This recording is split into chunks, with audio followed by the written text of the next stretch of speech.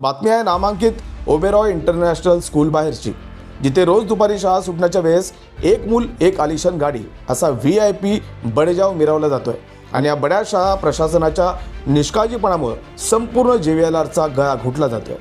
Oberoi international school बाहेर रोज दुपारी जे चित्र दिसतं ते केवळ वाहतूक कोंडी नाही तर थेट कायद्याचं सरळ उल्लंघन आहे। तर मुद्दा क्रमांक 1, शाळा सुटण्याच्या वेळेस या आलिशान गाड्या रस्त्यावर चक्क डबल आणि ट्रिपल पार्किंग करतात। मोटार वाहन कायदा ॲक्टच्या कलम 122 नुसार कोणत्याही सार्वजनिक ठिकाणी इतर वाहन चालकांना अडथळा होईल किंवा धोका निर्माण होईल अशा पद्धतीने वाहन उभे करणे हा गंभीर आणि दंडनीय गुन्हा आहे। ओबेरॉय स्कूलचे श्रीमंत पालक रोज या कायद्याची उघडपणे पायमल्ली करत आहेत। मुद्दा क्रमांक 2, कोणत्याही आंतरराष्ट्रीय शाळेला मंजुरी मिळताना आणि NOC मिळताना त्यांच्या आवारात किंवा गेट बाहेर वाहतूक कोंडी होणार नाही, त्यासाठी अंतर्गत पार्किंग आणि ट्रॅफिक मॅनेजमेंट प्लान देणं बंधनकारक असतं।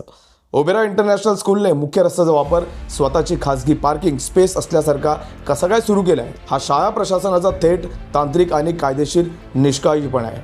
मुद्दा क्रमांक 3, JVLR हा पूर्व आणि पश्चिम मुंबईला जोडणारा मुख्य एक्सप्रेस कॉरिडॉर आहे। या कोंडीमुळे सिटी फ्लो सारख्या शेकडो सार्वजनिक बसेस अडकून पडतात। सर्वात भयानक बाब म्हणजे या VIP गाड्यांच्या चक्रव्यूहामुळे जर एखादी रुग्णवाहिका अडकली तर त्याला जबाबदार कोण? एखाद्याचा आपत्कालीन वैद्यकीय हक्क हिरावून घेण्याचा अधिकार या ओबेरॉय स्कूलच्या पालकांना कोणी दिला?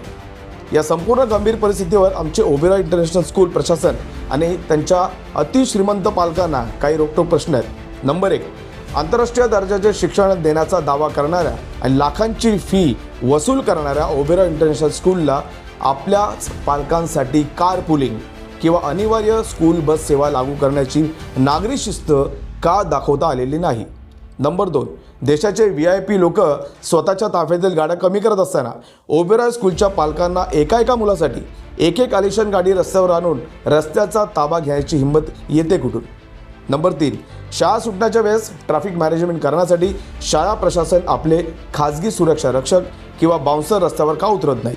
सामान्य मुंबईकरांना वेटीस धरण्याचा परवानगा यांना दिला कोणी? असे अनेक प्रश्न सध्या हे चित्र पाहून उपस्थित राहत आहेत।